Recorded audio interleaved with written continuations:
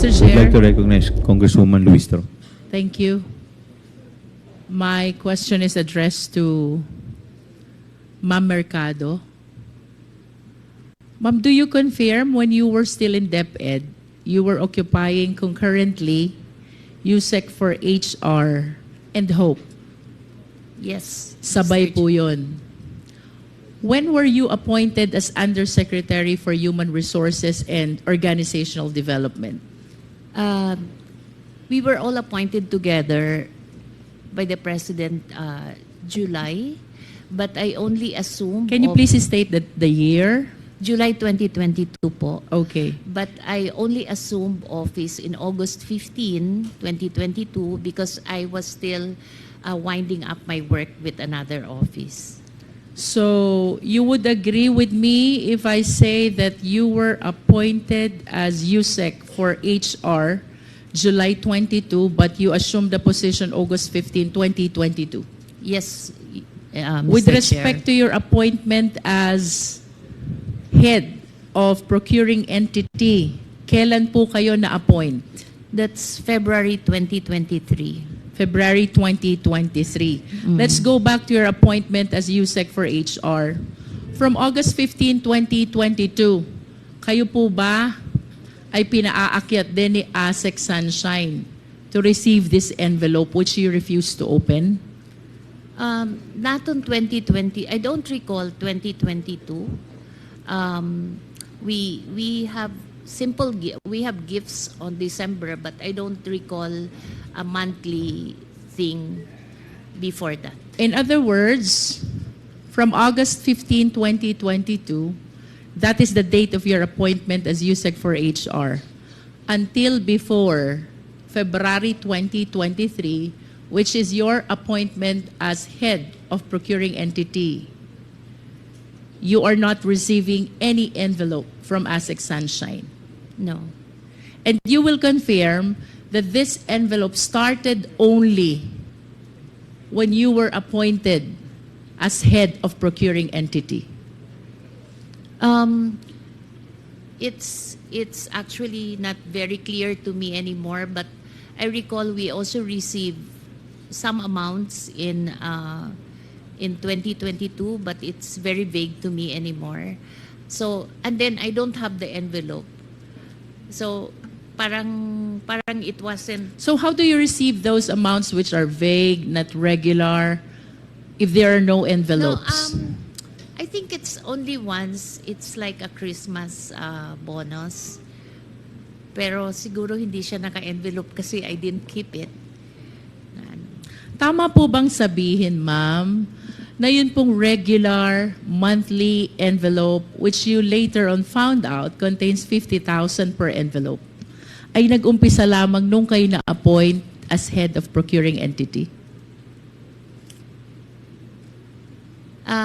As far I'm still keeping those envelopes, so I would like to say yes.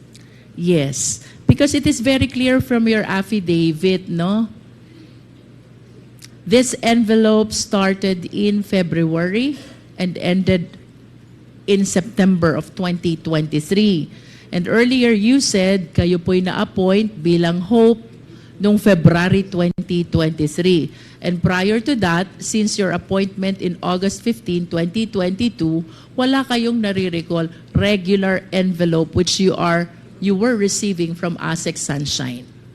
Can you please enlighten us? What is with Hope? Bakit doon lang po nag-umpisa itong envelope na ito upon your appointment as head of procuring entity?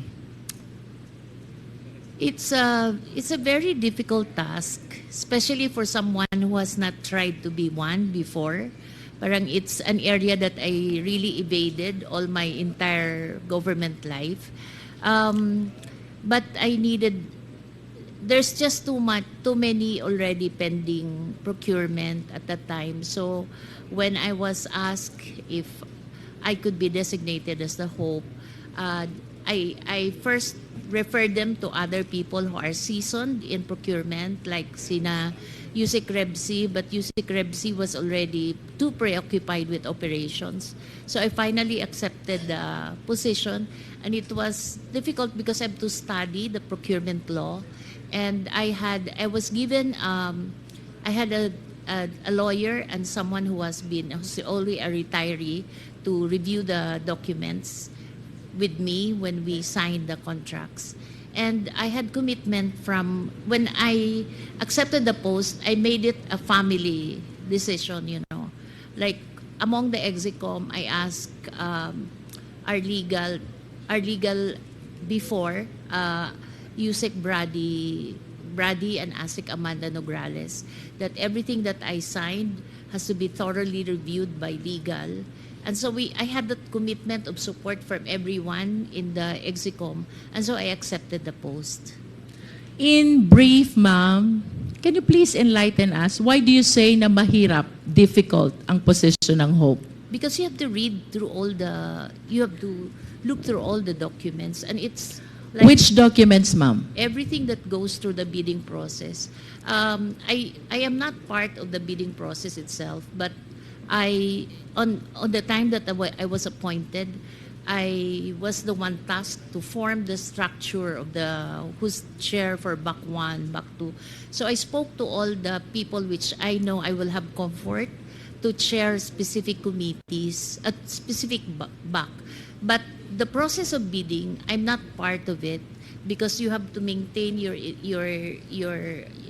have to make sure that you're not enmeshed with the process itself, but you're just reviewing to make sure that the vice president secretary is protected with everything that I signed because it's a delegated function.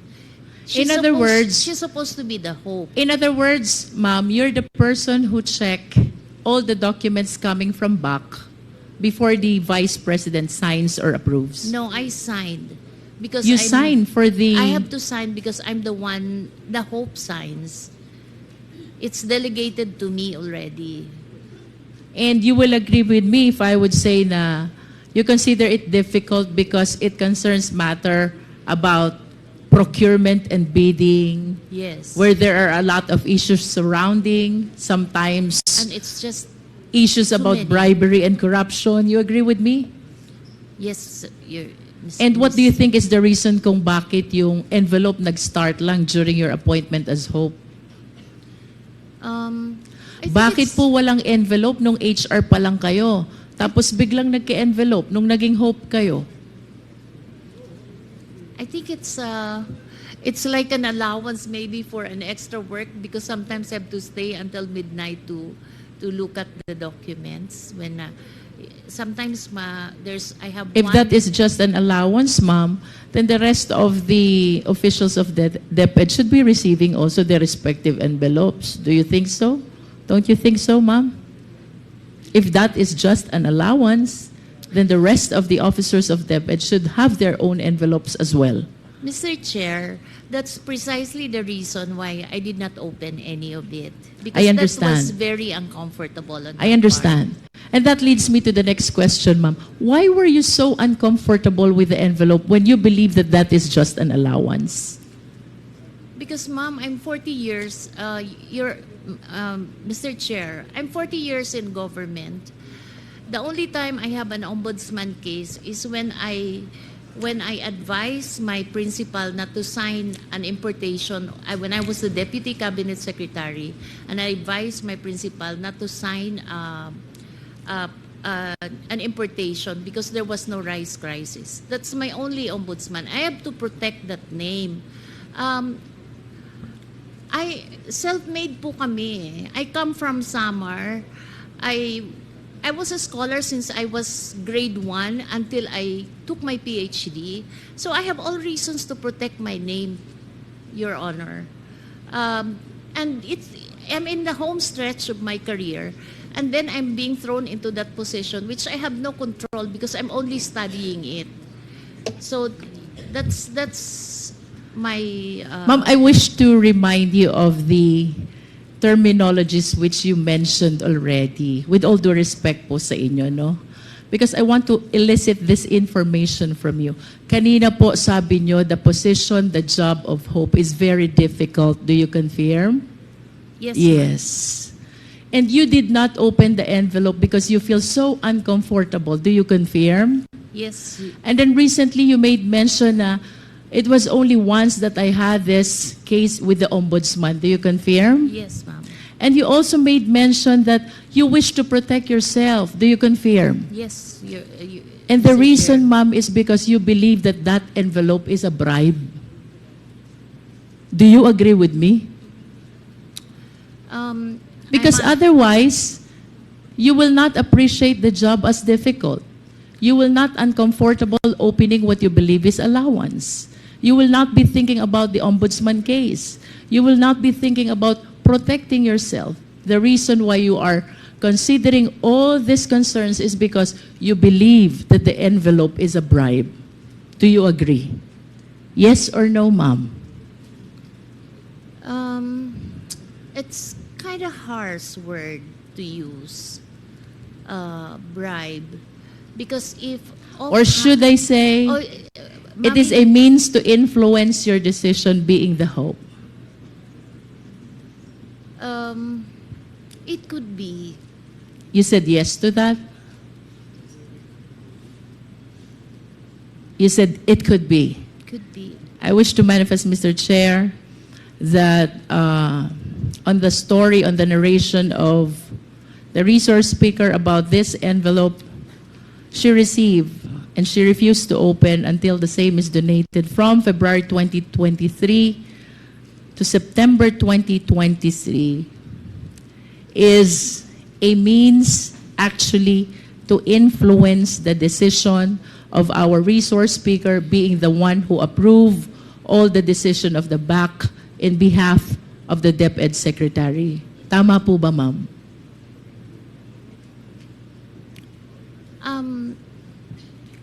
There was only one instance that I could recall na but there was no one spoke to me about there was an instance where I tried to let a bidding lapse, but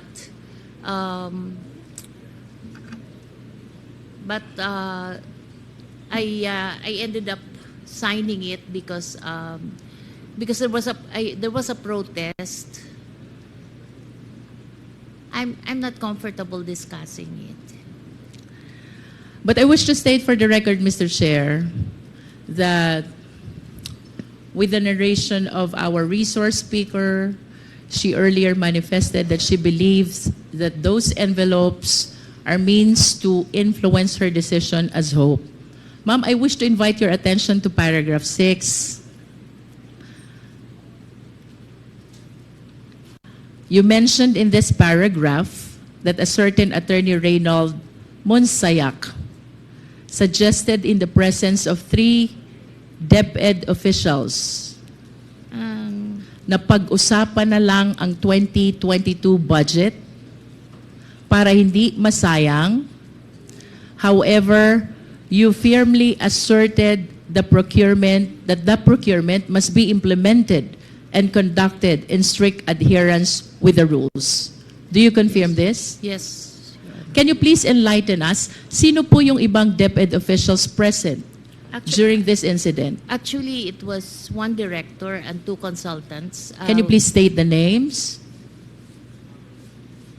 The director was Director Resty Osias, and the consultants was Juna Soriano and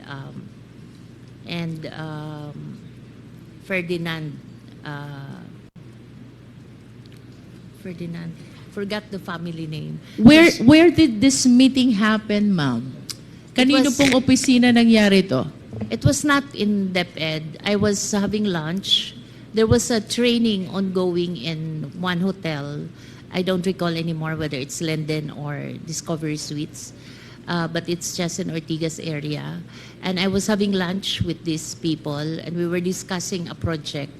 And then that's when I was approached. Does that project have something to do with the 2022 continuing no, fund? it was different. It was different. Yeah.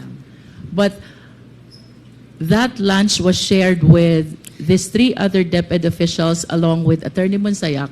No, Attorney Monsayak was not part of the lunch. I think he probably came out from the training, and then that's when he joined us.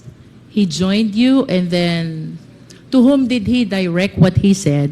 Na pag-usapan na lang natin yung 2022 para hindi masayang. Kanino po ba niya sinasabi ito? Sa inyo o dun sa tatlong DepEd officials pa? It could be to me and the director, because Director Resty was also a member of the BAC. How about the two others? Are they members of the BAC also? No, they're not, because the consultants we were discussing a DepEd Guru program. It's an app that we were discussing.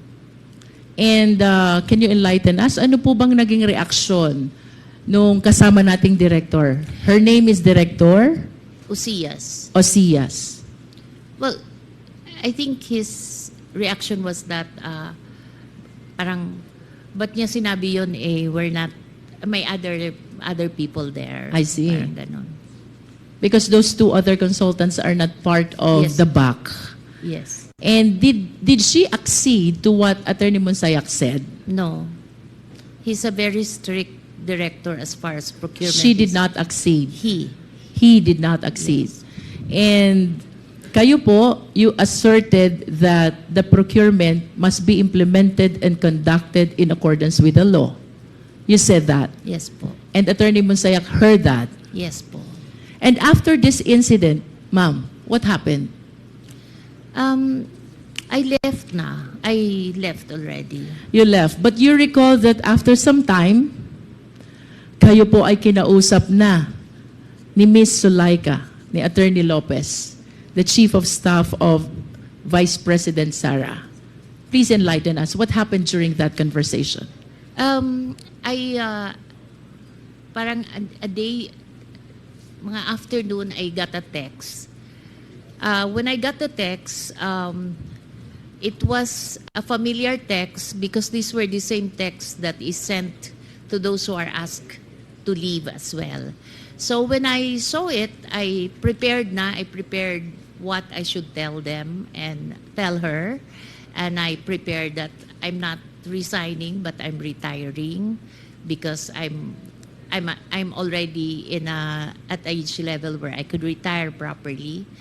And so when I went there, I knew what the issue would be, because the kind of text that I received was the same text that was received by Chris Arnoco, ASEC Chris Arnoco, and the others. Who is Chris Arnolfo, ma'am? He's an ASEC also that was asked to resign.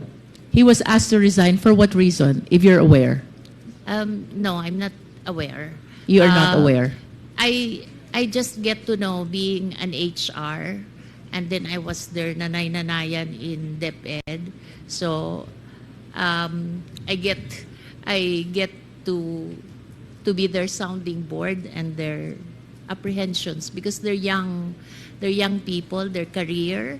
So yun yung situation. And so when I arrived at the OBP's office in Mandaluyong, sinabi na there's this issue of a teacher that is in my office and some other issues.